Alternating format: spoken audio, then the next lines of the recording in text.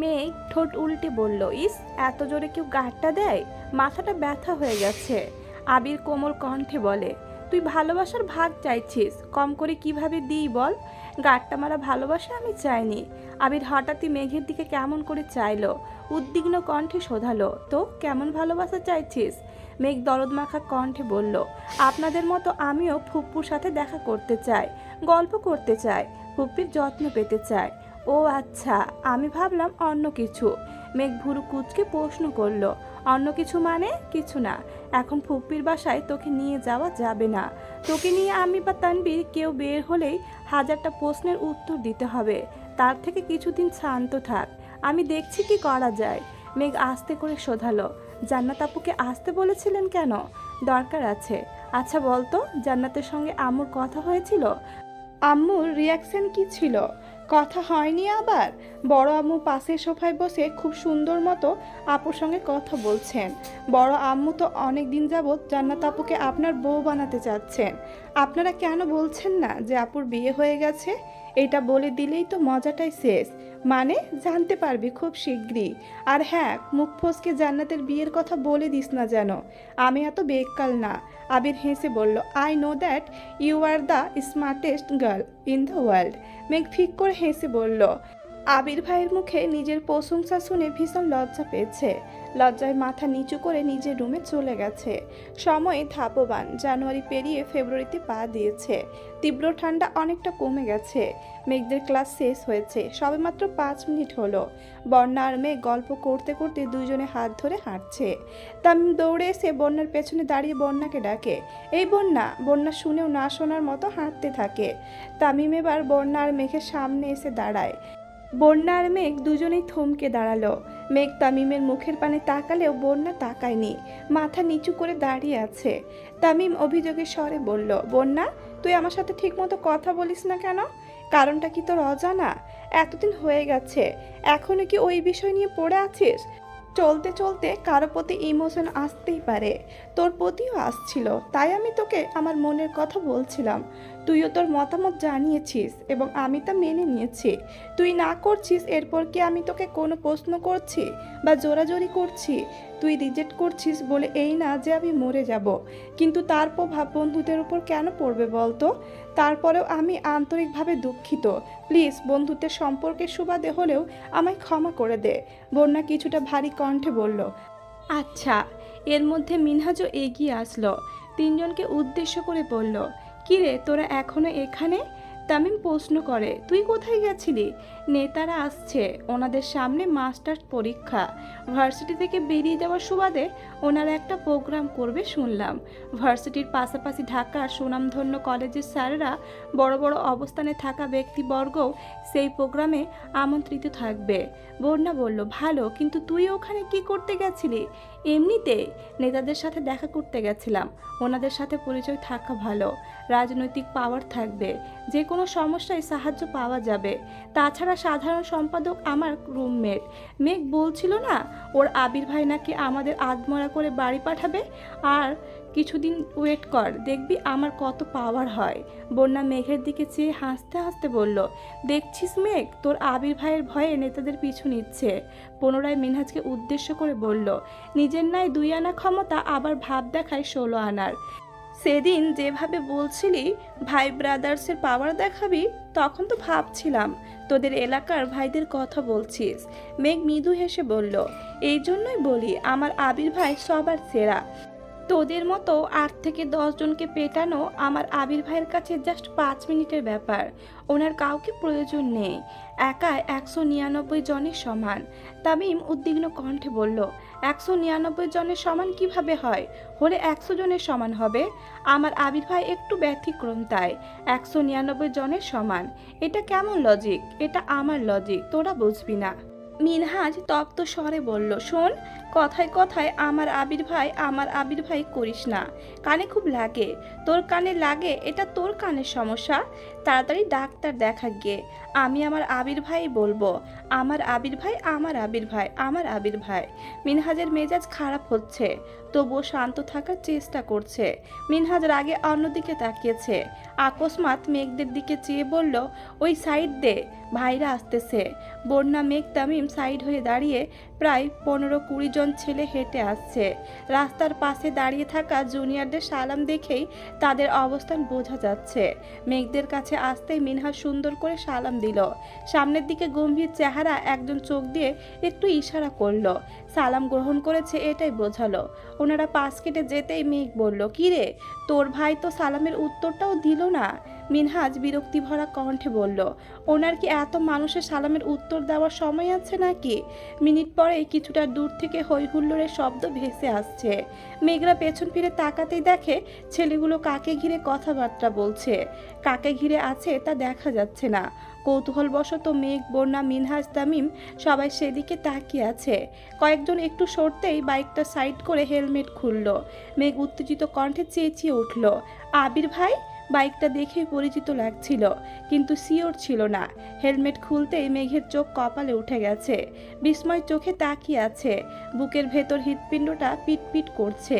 মেঘ ভার্সিটিতে ভর্তির পর থেকে আবির মেঘকে নিতে বা দিতে আসলে মেন গেটের কাছেই নামিয়ে দেয়, কখনো ভেতরে আসে না। আজই প্রথম আবির ভেতরে আসছে। মেঘের সাথে সাথে মিনহাজ, তামিম, বন্যাও বেশ অবাক হয়েছে। আবির বাইক থেকে নামতেই সভাপতি, সহসভাপতি, যুগ্ম সম্পাদক, আহ্বায়ক, সাধারণ সম্পাদক একে একে সবাই আবিরকে জড়িয়ে ধরছে। আবিরও স্নেহ সহিত সবাইকে জড়িয়ে ধরছে।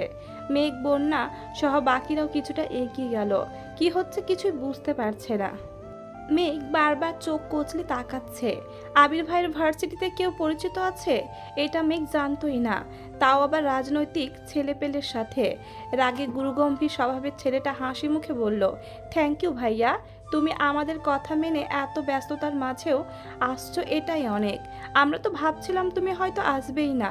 তোরা যে এত বছর পরেও আমায় স্মরণ করেছিস, সেই অনেক বড় ব্যাপার। তোমাকে কি ভোলা সম্ভব? কলেজের হিরো ছিলা তুমি, স্যারদের চোখের মণি, সেই সাথে পুরো কলেজের মেয়েদের ক্রাশ বয়। শেষ লাইনটা কানে যেতেই মেঘ সাপের মতো ফস করে উঠল। সূক্ষ্ম দৃষ্টিতে তাকায় আবিরের দিকে। আবির ভাইয়ের আশেপাশে দুই একটা মেয়ের নামই সহ্য করতে পারে না। সেই আবির ভাই নাকি কলেজের সব মেয়েদের ক্লাস ছিল। আল্লাহ জানেন কত মেয়ে প্রেমের প্রপোজাল দিয়েছেন, আর কত মেয়ের সাথে প্রেম করে বেরিয়েছেন। মেঘ নিজের কপাল চাপড়ে বিড়বিড় করে বলল, মেঘরে, তুই শেষ। হাজারো মেয়ের ক্রাশ শুনি, সেখানে তুই কে? তোর দিকে কোনো ছেলে ফিরেও তাকায় না। ক্রাশ তো বহু দূরের বিষয়, তুই আবার আবির ভাইকে চাস? ছি, লজ্জা লাগে না তোর? আবির ভাই যে বোন হওয়ার সুবাদে তোর সাথে দুই একটা কথা বলে, সেই তোর কপাল। বন্যা মেঘের দিকে তাকিয়ে প্রশ্ন করলো, কি বিড়বিড় করছিস? মেঘের চোয়াল আকস্মাৎ ঝুলে পড়ল। মনের ঘর মেঘাচ্ছন্ন হয়ে গেছে। শক্ত কণ্ঠে বলল, কিছু না। আবির ছেলেটার হাতে চাপড় মেরে বলে, বাজে কথা বাদ দে, হঠাৎ আমায় স্মরণ করার কারণ কি? আরেকজন বলে উঠল, তুমি আমাদের স্পেশাল গেস্ট, তাই স্মরণ করেছি। অবশ্যই তোমায় মালা দিয়ে বরণ করা উচিত ছিল।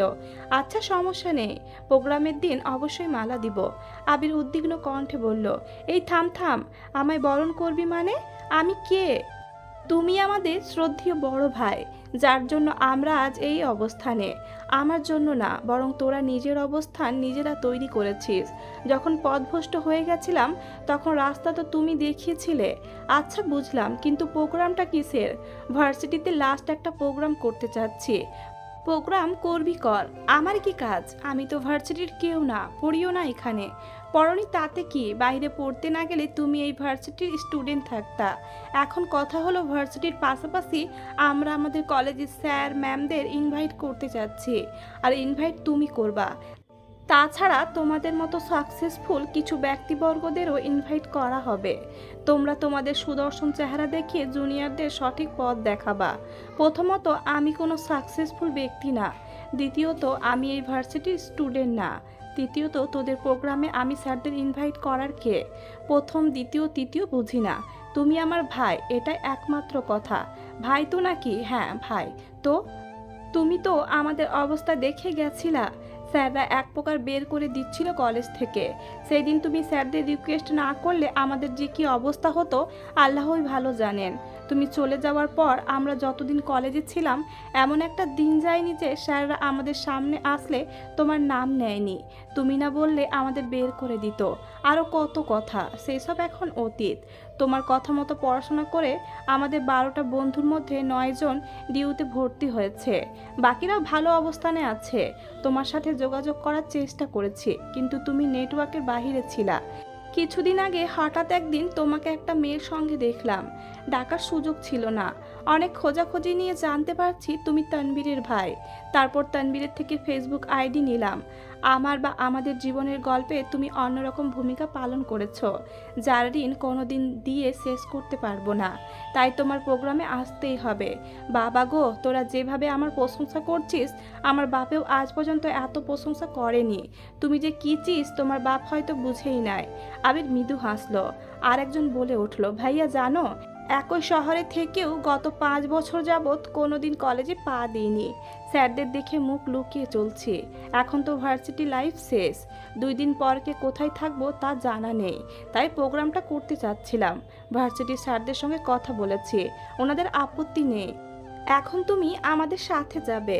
আমাদের পক্ষ থেকে কলেজের স্যারদের একটু বলবা। আমরা বললে যদি না আসে, তুমি বললে নিশ্চয় রাজি হবেন। আবির রুষ্ট স্বরে বলল, সবই করে দিব প্রয়োজনে, প্রোগ্রামেও আসবো, কিন্তু গেস্ট হিসেবে নয়, সাধারণ মানুষ আর তোদের ভাই হিসেবে। যদি কোনো রকম মালা দিয়ে বরণ আমায় নিয়ে 500 শব্দের ভাষণ শুরু করিস, তবে এক একটাকে স্টেজে ফেলে পেটাবো বলে রাখলাম। তাই বলে আমাদের জীবনের গল্পের নায়কের প্রশংসা করব না? না, করবি না। আমি শুধু তোদের পথ দেখিয়েছি, বাকি সব তোরাই করেছিস। তোদের সাকসেস, তোদের এতে আমার কোনো হাত নেই। তোরা যে আমার কথা মনে রেখেছিস, এতেই শুক্রিয়া। এমনও মানুষ আছে যাদের জন্য জীবন দিয়ে দিলেও তারা সেসব ভুলে যায়। দোয়া করি জীবনে সাকসেসফুল হ। দেখো তো, তোমায় রাস্তায় দাঁড় করিয়ে জীবন ইতিহাস শুরু করে দিয়েছি। চলো ভেতরে চলো। ভেতরে আর যাব না, কথা তো হলোই। আমার নাম্বারটা রাখ, কবে কলেজে যাবি জানাস। অফিসে কাজ ফেলে আসছি, একদিন কাজ একটু কম করলে কিছু হবে না। কত বছর পর তোমাকে পেয়েছি, আড্ডা না দিয়ে ছাড়ছি না। চলো চলো। আবির ঘুরতেই মেঘদের দেখতে পায়। কিছুটা দূরে দাঁড়িয়েছিল ওরা। আবির পেছন ফিরে থাকায় আগে দেখতে পায়নি। মেঘ আশ্চর্য নয়নে তাকিয়ে আছে। ওদের সব কথোপকথনই মেঘ মনোযোগ সহকারে শুনেছে। বুঝতে বাকি নেই এদের পড়াশোনাতে আবির ভাইয়ের অবদান কতখানি। তবে সেই ছেলেগুলোর কি হয়েছিল তা শোনার বেশ আগ্রহ জাগছে মেঘের মনে। আবির কিছুটা এগিয়ে এসে মেঘের মুখোমুখি দাঁড়ালো, ছোট্ট করে শোধালো, ক্লাস শেষ? আবিরের কণ্ঠে মেঘ হকচকিয়ে তাকালো, মনোযোগ ছিল অন্য কোথাও। অপর নিজ মাথা নেড়ে বলল, শেষ। কিন্তু আপনি এখানে কেন? মেঘ সব কথা শুনেও না শোনার মতো প্রশ্নটা করেছে। আবির চোখের ইশারায় ছেলেগুলোকে দেখিয়ে বলল, ওদের সঙ্গে দেখা করতে আসছিলাম। ছেলেগুলো এগিয়ে গেছে। আবিরকে না পেয়ে পেছন ফিরে তাকাতেই মেঘকে দেখলো।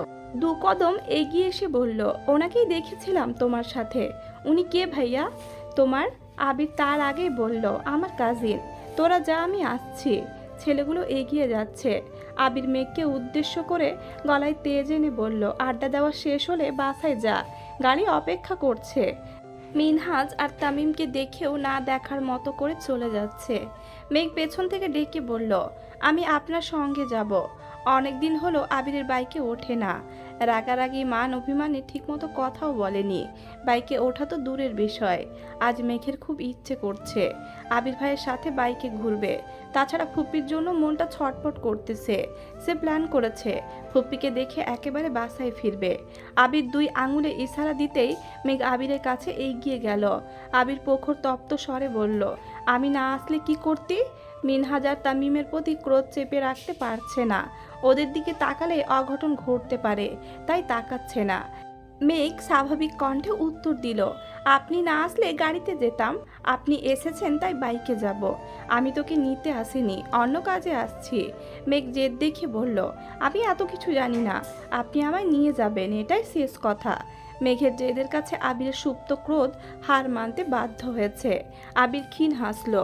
মেঘ জেদ দেখে কথা বললে ওর নাক ফলে যায়, গাল দুটো লাল টকটকে হয়ে যায়, দুধে আলতা চেহারায় রক্তবর্ণের ছাপ ভেসে ওঠে, গলার দুই পাশে দুইটা রগ ফুলে ওঠে। মেঘকে এভাবে দেখলে আবিরের উদ্লিত হৃদয়ের কম্পন তীব্র হয়ে ওঠে। কল্পনার জগতে পাড়ি দিতে ইচ্ছে করে, রক্তাভ দুই গালে ভালোবাসার পরশ এঁকে দিতে ইচ্ছে করে, কিন্তু বরাবরের মতোই সে অসহায়। নিজের অনুভূতি লুকাতে হয় প্রতিবার। দীর্ঘ শ্বাস ছেড়ে বলল, কিছুক্ষণ অপেক্ষা করতে হবে। ব্যাপার না, অপেক্ষা করব। বিড়বিড় করে বলল, সারা জীবন। আবির দুই কদম এগিয়ে পেছন ফিরে আবার তাকালো, কিন্তু কিছু বলল না। এখানে তামিম মিনহাজ আছে যাদের সহ্য হয় না, আবার মেঘকে নিয়ে ভেতরে যাবে, সেখানেও প্রায় 20 থেকে 30টা ছেলে আছে। কে কোন নজরে মেঘকে দেখবে, এই চিন্তায় মেঘকে কিছু বলল না। আবির চলে যেতে বন্যা দীর্ঘ নিঃশ্বাস ছেড়ে মিনহাজ আর তামিমের দিকে তাকালো। মিনহাজ আর তামিম দুজনেই স্তব্ধ হয়ে আছে। চোখের সামনে এত কিছু যা ঘটলো কিছু বিশ্বাসযোগ্য না। নিজের চোখ, নিজের কান, কোনো কিছুকে বিশ্বাস করতে পারছে না। কোথায় ভেবেছিল ভার্সিটির নেতাদের ক্ষমতা দেখিয়ে মেঘদের সামনে একটু ভাব নিয়ে চলবে। বড়সড় একটা বাস খেলো তো খেলো একদম মেঘদের সামনে। মেয়েরা মুখে প্রকাশ করুক বা না করুক, বেশিরভাগ মেয়েরাই দাপটি ছেলেদের পছন্দ করে। কেউ কিছু বললে ছেলেটা যেন মুখ লুকিয়ে সেখান থেকে প্রস্থান না নেয়। মেয়েটার সম্মান বাঁচাতে ছেলেটা যেন প্রতিবাদ করতে পারে। প্রতিনিয়ত আবিরের এত প্রশংসা শুনে মিনহাজ ভেবেছিল রাজনীতি করবে, নেতাদের পরিচিত লাভ করে মেঘের মন জয় করে নিবে, কিন্তু আবির ক্ষণে ক্ষণে তার সব প্ল্যান ভেস্তে দিচ্ছে। বন্যা ওদের অসহায়ের মুখের পানে চেয়ে থেকে হঠাৎই হাসি শুরু করেছে। হাসতে হাসতে মেঘের ওপর হেলে পড়ছে। বন্যার স্বতঃস্ফূর্ত হাসি দেখে মেঘও হাসলো। বন্যা কেন হাসছে এটা কারোরই অজানা নয়। 2 মিনিট, 5 মিনিট, 10 মিনিট হয়ে গেছে বন্যা হেসেই যাচ্ছে। হাসতে হাসতে পেটে ব্যথা হয়ে গেছে, তবুও বন্যার হাসি থামছে না। মিনহাজ সহ্য করতে না পেরে রাগান্বিত কণ্ঠে বলল, হয়েছে বোন, থাম, এর বেশি হাসলে মইরা যাইবি। বন্যা হাসতে হাসতে বলল, তোর শ্রদ্ধেয় রাজনৈতিক বড় ভাইদের আমার সালাম দিস। সালামের পরে বলিস তুই যে আবির ভাইকে মারার হুমকি দিয়েছিস। আবির ভাইয়ার প্রতি তাদের যে ভালোবাসা দেখলাম, আশা করি তারাই তোকে যোগ্য সম্মানই দিয়ে দিবে। মিনহাজ রাগে ফুঁসতে ফুঁসতে বলল, আমি হুমকি দিলাম কখন? তোর ভাই ব্রাদার্সের পাওয়ার দেখাবি বলছিলি, মনে নেই? এত মন ভোলা তুই? আচ্ছা বাদ দে, এখন বাদ দিচ্ছিস, কিন্তু ভবিষ্যতে এসব আকাশচুম্বী কথাবার্তা বললে তোর শ্রদ্ধেয় ভাইদের বলে দিব। আচ্ছা ঠিক আছে। মেঘ এতক্ষণ যাবৎ নিশ্চুপ দাঁড়িয়ে। ইদানিং নিজের সাহস দেখে মাঝে মাঝে নিজেই অবাক হয়ে যায়। আবির ভাইয়ের মুখের ওপর জেদ দেখালো। যদি আবির ভাই ভার্সিটির সবার সামনে থাপ্পড় মারতো তবে কি হতো, ভাবতেই ভয়ে কেঁপে উঠছে। সবার সামনে থাপ্পড় খেলে মুখ দেখানোর অবস্থা থাকতো না। আবির কিছুক্ষণের মধ্যে বেরিয়ে আসছে। মেঘ বাসায় চলে গেলে হয়তো বেশিক্ষণ আড্ডা দিত, কিন্তু মেঘকে বাহিরে রেখে গেছে, তাই মাথায় চিন্তা কাজ করছে। এই জন্য তাড়াতাড়ি চলে আসছে। মেঘকে ডাকতেই মেঘ এগিয়ে গিয়ে বলল, আঙ্কেল কি চলে গেছেন? হ্যাঁ। তুই না বললি বাইকে যাবি, তাই তো আঙ্কেলকে চলে যেতে বলছি। কেন? আপনার তো অফিস আছে, আমায় নিয়ে গেলে সময় নষ্ট হবে, তাই বলছিলাম আমি গাড়িতে চলে যেতাম। এটা আগে মনে হয়নি? তোর ভাইয়ের মতো রাগ উঠলে তোরও মাথা ঠিক থাকে না, তখন কিছু বোঝার অবস্থাতেও থাকিস না। ব্যাপার না, চল, আমি রিক্সা দিয়ে বাসায় চলে যাই। মেজাজ খারাপ করিস না, চল বলছি। মেঘ ভয়ে ভয়ে এগিয়ে যাচ্ছে।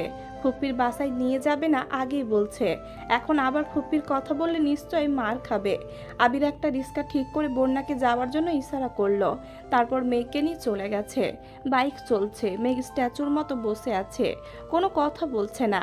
আবির স্ট্রিট ফুড দেখে কয়েকবার জিজ্ঞেস করেছে খাবি কিনা, মেঘ শুধু না করেই যাচ্ছে। অবশেষে একটা ফুচকার দোকান দেখে বাইক থামালো। আবির শীতল কণ্ঠে বলল, মাথাটা বোধহয় এখনো ঠান্ডা হয়নি, ফুচকা খেলে নিশ্চয়ই মাথাটা ঠান্ডা হবে। মেঘ মাথা নিচু করে বলল, আমি ফুচকা খাবো না, আমি মনে হয় ভুল শুনলাম। মেঘ ঠান্ডা অথচ শক্ত কণ্ঠে বলল, আপনি ঠিকই শুনেছেন, আমি ফুচকা খাবো না। আবির হেসে বলল, তাকা আমার দিকে। মেঘ ধীর গতিতে চোখ তুলল, তাকালো আবিরের চোখের দিকে। আবির তীক্ষ্ণ দৃষ্টিতে চেয়ে মোলায়েম কণ্ঠে শোধালো, ম্যাম আপনি কি সত্যি ফুচকা খাবেন না? আবিরের হাবভাব দেখে মেঘ না চাইতেও হেসে ফেলল। সে আবিরের ভয়ে ফুচকা খাবে না বলছিল, কিন্তু আবির তাকে বারবার উস্কাচ্ছে। মেঘ আবিরের মুখের পানে চেয়ে মনে মনে ভাবছে, আপনার মধ্যে কি এমন স্পেশাল গুণ আছে যা ক্ষণিকের ব্যবধানে রাগকে ভয়ে আবার ভয়কে জয়ে পরিণত করতে সক্ষম। আবির ভুরু নাচাতেই মেঘ মৃদু হাসলো। ফুচকা অর্ডার দিয়ে বসে আছে। আবির মেঘকে দেখছে, আবার আশেপাশে তাকাচ্ছে। আবির হঠাৎই মুচকি হেসে বলল, তোকে আজ অনেক বেশি কিউট লাগছে। মেঘ চোখ গোল গোল করে তাকালো, গলায় শ্বাস আটকে গেছে। ঠিক শুনছে নাকি ভুল? আবির ভাই মেঘকে কিউট বলেছে? ভাবা যায়? মেঘ লজ্জায় আড়ষ্ট হয়ে যাচ্ছে, তবুও স্বাভাবিক থাকার খুব চেষ্টা করছে। আবির পুনরায় বলল, নীল রংটা তোকে খুব মানাচ্ছে। আগে বোধহয় কখনো নীল রঙের জামাতে দেখিনি। মেঘ এবার আরও বেশি লজ্জা পেয়েছে, চোখ দ্বিগুণ নামিয়ে নিয়েছে। আবির স্থির দৃষ্টিতে মেঘকে দেখছে, পলকও ফেলছে না। তা বুঝতে পেরে মেঘ আরও তাকাতে পারছে না। গা লাল, নাকের ডগা আবারও লাল হয়ে গেছে, মনে হচ্ছে লাল রঙের ব্লাশ লাগিয়েছে। মেঘ ঘন ঘন নিঃশ্বাস ফেলছে। সামান্য কিউট বলাতে যে কেউ এত লজ্জা পেতে পারে, এটা মেঘকে না দেখলে বোঝাই যেত না। মেঘ বারবার নিজেকে স্বাভাবিক করার চেষ্টা করছে, কিন্তু চোখ তুলতেই পারছে না। উষ্ঠদয় কাঁপছে তীর তীর করে। মেঘের অবস্থা বুঝতে পেরে আবির দৃষ্টি স্বাভাবিক করে পুনরায় বলল, ফুপ্পিকে দেখতে যাবি? মেঘ এবার আশ্চর্য নয়নে তাকালো। তার মনের কথা আবির ভাই কিভাবে বুঝলো? মেঘের লজ্জায় রাঙা মুখ দেখে আবির ঢোক গিলল, চোখ বন্ধ করে দীর্ঘ শ্বাস ছাড়ল। মনে মনে বলল, উফ, আমার শান্ত মনটাকে উল্টে পাল্টে দিতে তোর লজ্জায় লালিত মুখটাই যথেষ্ট। তোকে এভাবে দেখলে বউ বউ ফিল পায়। কবে তোকে আমার করে পাবো? অপেক্ষার প্রহর যে ফুরাই না। মেঘ উত্তেজিত কণ্ঠে বলল, আপনি কিভাবে বুঝলেন আমি ফুপ্পির সাথে দেখা করতে চাই? তুই তো বলছিলি। আমি সেই কবে বলছিলাম, তা কি এখনো মনে আছে? তুই কবে কি বলিস সবই আমার মাথায় থাকে, শুধু সুযোগের অপেক্ষায় থাকি। সবার কথাই আপনার মাথায় থাকে? সবার কথা মানে যে যা বলে সব কিছু মনে থাকে না, প্রয়োজনের বাহিরে সব কিছুই ভুলে যায়। মেঘ হুট করে বলে উঠল, আপনার গার্লফ্রেন্ড কয়টা? মেঘের এমন প্রশ্নে আবির হক চকিয়ে উঠল। থতমত খেয়ে বলল, মানে গার্লফ্রেন্ড চিনেন না? মেয়ে বন্ধু বা প্রেমিকা? তা বুঝলাম, কিন্তু হঠাৎ এমন প্রশ্ন কেন? শুনলাম কলেজের সব মেয়ের ক্রাশ ছিলেন, তাই আর কি। আবির নিঃশব্দে হাসল। মেঘের মনে হিংসা কাজ করছে, এটা আবির বেশ বুঝতে পারছে। আবির জিভ দিয়ে ঠোঁট ভিজিয়ে বলল, আছে হাজার খানেক। মেঘ চেঁচিয়ে উঠল, হোয়াট? আবির দুই হাতে ইশারা দিয়ে বলল, কুল। ফাজলামো করেন আমার সাথে? সত্যি করে বলুন কয়জন? না বলা যাবে না, তুই সবাইকে বলে দিবি। সত্যি বলবো না। বলুন। গার্লফ্রেন্ড নেই, তবে একটা গোলাপি কালার বউ আছে। মেঘ ফস করে শ্বাস ছাড়ল, ভুরু কুচকে রাগান্বিত কণ্ঠে বলল, থাকেন আপনার গোলাপি কালার বউ নিয়ে, দরকার হলে লাল, নীল, হলুদ বউ নিয়ে থাকুন। মেঘ উঠতে নিলে আবির মেঘের হাত চেপে ধরে বসালো। তপ্ত স্বরে বলল, আমার লাল নীলের প্রয়োজন নেই, গোলাপিটাই যথেষ্ট। ফাজলামি বন্ধ করুন, মেজাজ খারাপ হচ্ছে। কি আমার মেজাজ গো? তাও আবার একটু পরপরই খারাপ হয়। আচ্ছা ঠিক আছে, বন্ধ করলাম। তুইও আমায় এমন প্রশ্ন করবি না। করলাম না এমন প্রশ্ন। ফুচকা খেয়ে শেষ করে আবিরের সঙ্গে ফুপির বাসায় আসছে। ফুপ্পি মেঘকে দেখে ভীষণ খুশি হয়েছেন, সেই সঙ্গে বাসার সকলেই খুশি হয়েছে। আবির মেঘকে দূরে সরিয়ে রাখে বলে আবিরকে সবাই সবসময় বকা দেয়। ফুপ্পি তো বকেন, উল্টাপাল্টা কথা বললে মাঝে মাঝে গাঁটটাও দেন। মেঘ ফুপ্পিকে জড়িয়ে ধরে কান্না শুরু করে দিয়েছে। মেঘের কান্না দেখে ফুপুও কাঁদছেন। মেয়ে মানুষের মায়া একটু বেশিই থাকে। ফুপ্পির কথা মেঘ যেদিন শুনেছে, তারপর থেকে প্রতি রাতে ফুপ্পির কথা মনে করে মন খারাপ করে, কখনো কখনো কান্নাও করে। মাঝে মাঝে ভাবে, আব্বু, বড় আব্বু রাতে কিভাবে ঘুমান? ওনাদের কি বোনের কথা মনে হয় না? মেঘদের কান্না দেখে আবির ভারী কণ্ঠে বলল, তোমাদের চোখের পানিতেই 2 দিন পর পর রাস্তাঘাটে পানি জমে যায়। কান্নাকাটি করো বলেই মেঘকে নিয়ে আসি না। আজকেও যদি কাঁদো তাহলে আর কখনোই নিয়ে আসবো না। দুইজনের কান্না কমে এসেছে। আইরিন মজার ছলে বলল, ওদের কান্নায় যদি রাস্তায় পানি ওঠে, তোমার কান্নার কারণে নিশ্চয়ই বাংলাদেশে বন্যা হয়। আবির গম্ভীর কণ্ঠে বলল, হ্যাঁ, সামনের বন্যায় তোকে ভাসাইয়ে দিবনে। আমি সাঁতার পারি, তাহলে তো আরও ভালো। সাঁতার কেটে শ্বশুর বাড়িতে যাবি, আবার বাপের বাড়িতে আসবি। কিসের শ্বশুর বাড়ি? কার শ্বশুর বাড়ি? আবির ফুপ্পিকে উদ্দেশ্য করে বলল, ফুপ্পি, তোমার মেয়ের জন্য ছেলে দেখা শুরু করছি, এই বর্ষার আগে বিয়ে দিয়ে দিব। আইরিন আর্তনাদ করে ওঠে, না কিসের বিয়ে? নিজের বিয়ের খবর নয় আবার আমার পেছনে লাগছো। তুমি আগে বিয়ে করো। আবির ঠাট্টার স্বরে বলল, আমি খবর পাইছি তুই জান্নাতকে খুব জ্বালাস। আমার বউকে জ্বালাবি না তার কি গ্যারেন্টি আছে? এই জন্য তোকে বিয়ে দিয়ে তারপরে বিয়ে করব। আইরিন জান্নাতকে জিজ্ঞেস করলো, ভাবি সত্যি করে বলো আমি কি তোমাকে জ্বালাই? জান্নাত এপাশ ওপাশ মাথা নেড়ে হেসে উত্তর দিল, কখনোই না। আইরিন মেঘকে শোধালো, মেঘ আপু আমি কি তোমাকে জ্বালাই? আবির মাথা নিচু করে জিভে কামড় দিয়ে বসে আছে, এই মেয়েটা নিশ্চিত ফাঁসাবে। মেঘ স্বাভাবিকভাবে উত্তর দিল, কই না তো, তুমি তো অনেক লক্ষ্মী মেয়ে। এবার আইরিন আবিরের দিকে তীক্ষ্ণ দৃষ্টিতে চেয়ে বলল, দেখছো আমি কাউকেই জ্বালাই না। পরিস্থিতি স্বাভাবিক করতে আবির বলল, সেসব পরে দেখা যাবে। ফুপি খুব ক্ষুধা লাগছে, দুপুরে খাইনি, খেতে দাও। জান্নাত বলল, আপনারা ফ্রেশ হন, আমি এখনই খাবার দিচ্ছি। 1 থেকে 2 ঘন্টা গল্প করে মেঘকে নিয়ে বাসায় ফিরছে। রাস্তায় যেতে যেতে মেঘ হঠাৎই আবিরকে ডাকলো, আবির ভাই। আমাদের ভার্সিটির ছেলেগুলো কি আপনার কলেজের? হ্যাঁ, এক ব্যাচ জুনিয়র ছিল। ওরা আপনার এত প্রশংসা করছিল কেন? আপনি কি করেছেন? তুই কি সব শুনে ফেলছিস? জি, কলেজে থাকাকালীন একটু ঝামেলা হয়েছিল, তখন স্যারদেরকে রিকোয়েস্ট করেছিলাম, এই আর কি। কি ঝামেলা সেটাই তো জানতে চাচ্ছি। জানতেই হবে। জি, ওরা কলেজে ভর্তির পর কিছুদিন নিয়মকানুন মেনে চলছে, রেজাল্টও ভালো করছিল, কিন্তু 6 মাস পর থেকে কোথাকার কোন ছেলেদের সঙ্গে মিশে নেশা করে এক একটা ধ্বংসের দ্বার প্রান্তে চলে গেছিল। পড়াশোনার অবস্থাই নেই, নিয়ম মানে না, স্যারদের সাথে উগ্র আচরণ, পরীক্ষায় রেজাল্ট খারাপ করছে। সব মিলিয়ে স্যাররা সিদ্ধান্ত নিয়েছিল সবকটার বাবা মাকে এনে অপমান করে কলেজ থেকে বহিষ্কার করে দিবে। আমি কয়েকজনের মাধ্যমে জানতে পারছি, 2-3 জন বাদে সবগুলোর পারিবারিক অবস্থা খুব খারাপ। বাবা মা অনেক কষ্ট করে ইনকাম করে ঢাকা শহরে ছেলেকে পড়াতে পাঠিয়েছে, আর এগুলো সঙ্গদোষে নিজের জীবন ধ্বংস করছে। জানার পর নিজেরই কষ্ট লাগতেছিল। তারপর ওদের সঙ্গে কিছুদিন বসেছি, ওদের সবার গল্প শুনেছি, বুঝিয়েছি। তখন আমার ক্ষুদ্র মাথায় যা মনে হয়েছিল তাই করেছি আর কি। যখন দেখলাম ওরা আমার কথা একটু একটু মানতে শুরু করেছে, তখন স্যারদের রিকোয়েস্ট করলাম যেন পরবর্তী পরীক্ষা পর্যন্ত ওদের সময় দেয়। স্যারদের খুব আদরের স্টুডেন্ট ছিলাম বলে হয়তো স্যাররা মেনে নিয়েছেন। 3য় সেমিস্টারে মোটামুটি ভালো রেজাল্ট করেছে, তারপর আমিও চলে গেছি, ওদেরও খবর নেওয়া হয়নি। বাহ, কি আপনি খুব ভালো, ধন্যবাদ ম্যাম। আবির মেঘকে বাসার সামনে নামিয়ে দিয়ে আবারও অফিসে চলে গেছে। আজ 7 ফেব্রুয়ারি। ভার্সিটিতে যেতে নজর পড়ে অনেকে গোলাপ হাতে ঘুরছে, কেউ কেউ বন্ধুদের দিচ্ছে, আবার বান্ধবীকেও দিচ্ছে। মেঘ বন্যা এসব ডে কখনো পালন করে না, মনেও থাকে না কবে কি ডে। হঠাৎ মিনহাজ একটা গোলাপ এনে মেঘকে দিয়ে বলল, হ্যাপি রোজ ডে। বন্যার দিকে তাকিয়ে বলল, একটাই ফুল পাইছি রে, না হয় তোকেও দিতাম, এখন তোর বেবিকেই দিই। মেঘ আশেপাশে তাকালো, হঠাৎই মাথায় ভূত চেপেছে, গম্ভীর কণ্ঠে বলল, আমি তোর থেকে গোলাপ নিব না, শুধু আবির ভাইয়ের থেকেই নিব। বন্যাকে দিয়ে দে। মিনহাজ বন্যাকে দিল, কিন্তু বন্যাও নেয়নি, বরং উল্টো বলল, তোদের থেকে ফুল নিতেও ভয় করে, কার মনে কি চলে তোরাই জানোস। মেঘ আজ তাড়াতাড়ি বাড়ি চলে আসছে, ছাদ থেকে একটা লাল টকটকে গোলাপ এনে সাথে একটা চিরকুট লিখে আবিরের রুমে রেখে আসছে।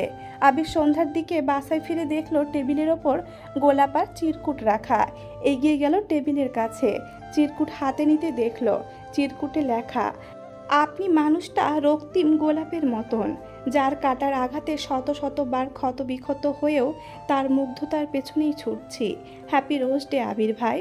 আবির ফুলটা হাতে নিয়ে আলতোভাবে ঠোঁটে ছোঁয়ালো, মুচকি হেসে বলল, আমার জীবনেও তুই রক্তিম গোলাপের মতন, যাকে দেখলেই হৃদয়ে তোলপাড় চলে, প্রেম অনুভূতি জেগে ওঠে বারবার। খুব ইচ্ছে করে গোলাপের প্রতিটা পাপড়ির ভাঁজে তোর আমার প্রণয়ের নিশান এঁকে দিই, ফুলের রানী গোলাপের মতো তোকেও আবিরের মহারানী বানিয়ে রাখি।